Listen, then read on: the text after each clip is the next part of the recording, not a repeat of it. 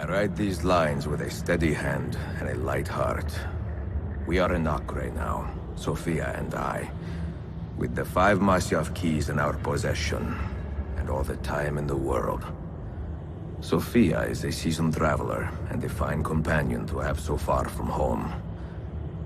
Tomorrow we will make our way to Masyaf, and once there, into Altair's library, to fulfill our father's forgotten dream.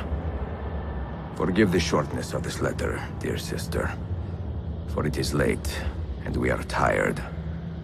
Perhaps, with luck, the next words you hear from me will be in person. Con affetto, Ezio.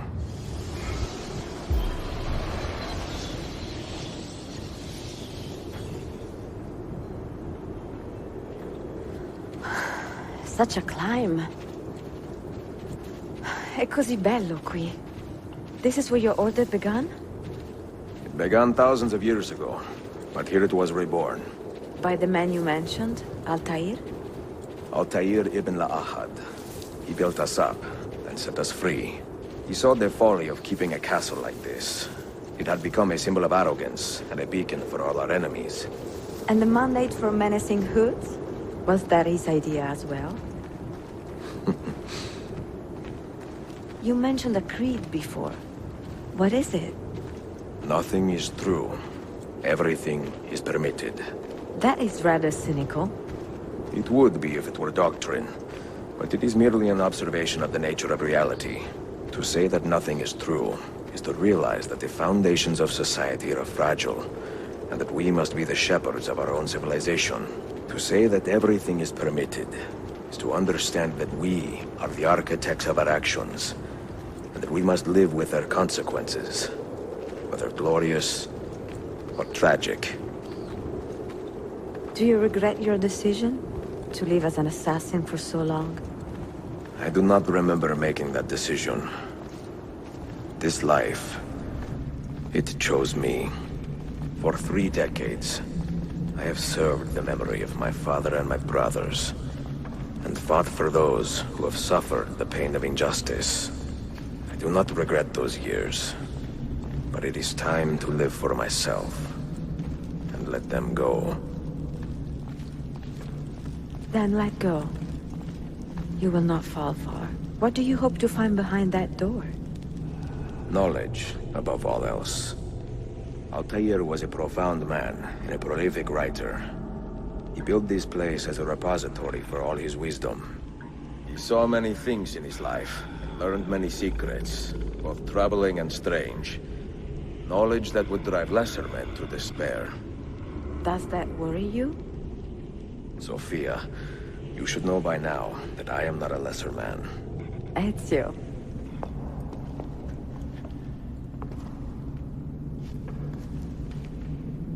The end of the road.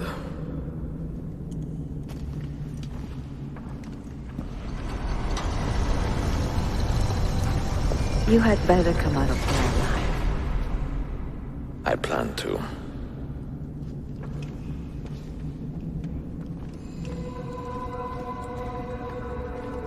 No books.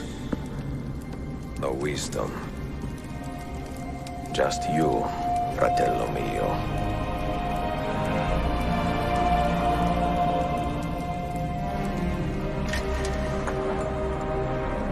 Requiescat in pace, Altair.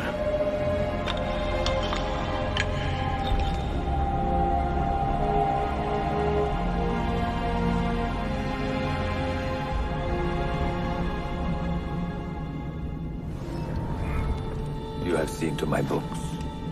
Yes. Some we sent with the Polos. The rest will go with me to Alexandria. Good. Very good. Father, I do not understand. Why did you build a library if you did not intend to keep your books? You should go. When the Mongols return, Masyaf must be empty. I see. This is not a library at all. It is a vault.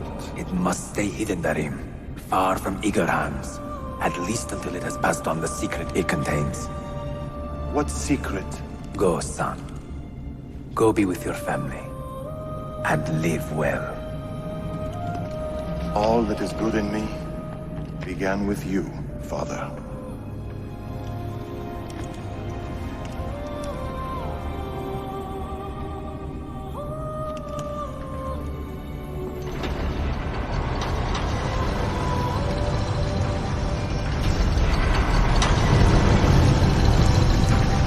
Wisdom is much grief, and he that increaseth knowledge increaseth sorrow. What does it tell you? What do you see? Strange visions and messages of ones who came before, of their rise and their fall. But what happens to us, Altair? To our family? What does the apple say? Who were the ones who came before? What brought them here? How long ago? Get rid of that thing! This is my duty, Maria. If you are asked, say I sent the apple away. Tell them I sent it to Cyprus or Cipango, or that I dropped it into the sea. Tell them anything to keep men away from this place. This apple must not be found. Not until the time is right.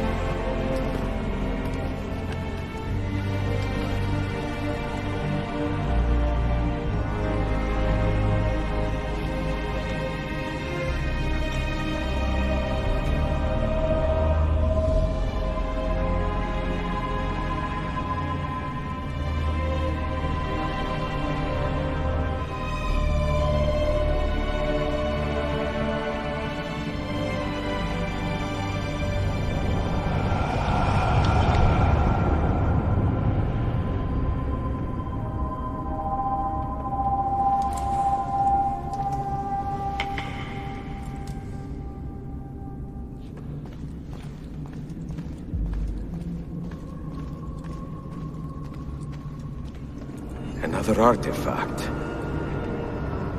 No. You will stay here. I have seen enough for one life.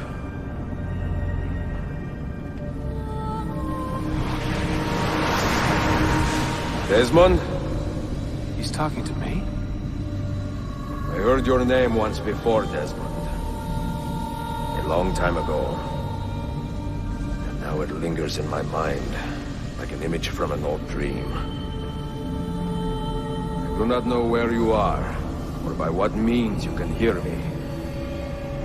But I know you are listening.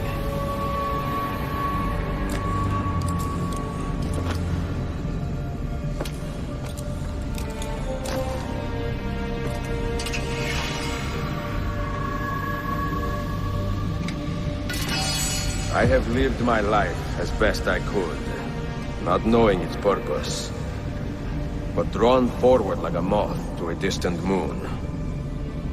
And here at last, I discover a strange truth. That I am only a conduit for a message that eludes my understanding. Who are we, who have been so blessed, to share our stories like this? Speak across centuries. Maybe you will answer all the questions I have asked. Maybe you will be the one to make all this suffering worth something in the end. Now, listen.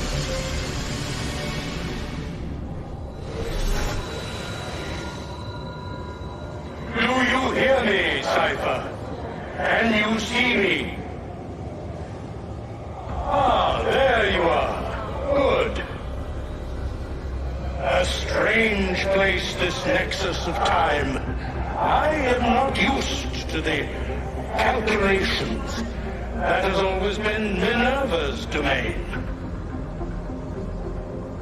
I see you still have many questions.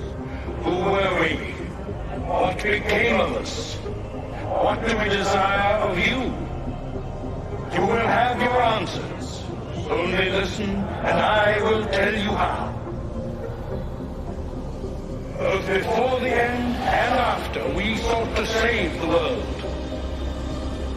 We built vaults within which to work, each dedicated to a different method of salvation. They were placed underground to avoid the war which raged above, and also as a precaution should we fail in our efforts. Each vault's knowledge was transmitted to a single place.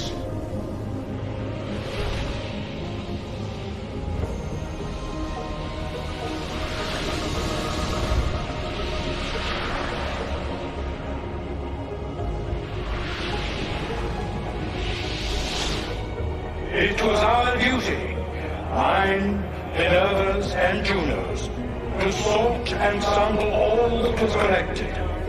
We chose those solutions which held the most promise and devoted ourselves to testing their merits. 6 we tried in succession, each more encouraging than the last, but none worked. And then the world ended.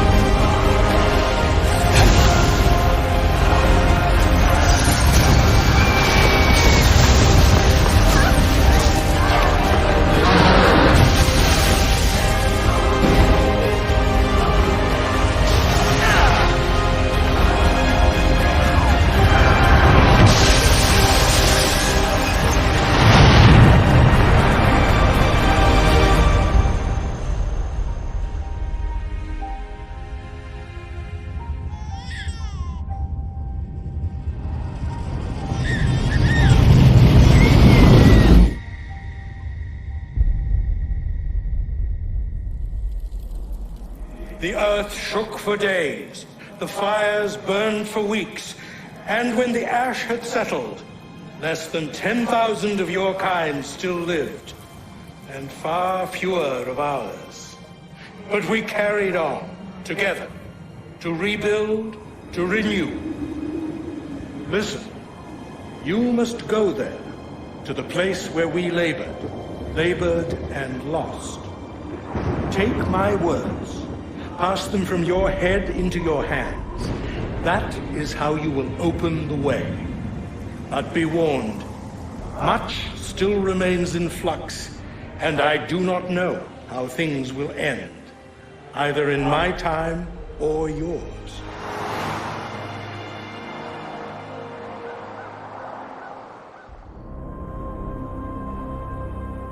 Wait, look, his vitals are stabilizing. Something's happening. He's moving. Desmond, can you hear me? Son?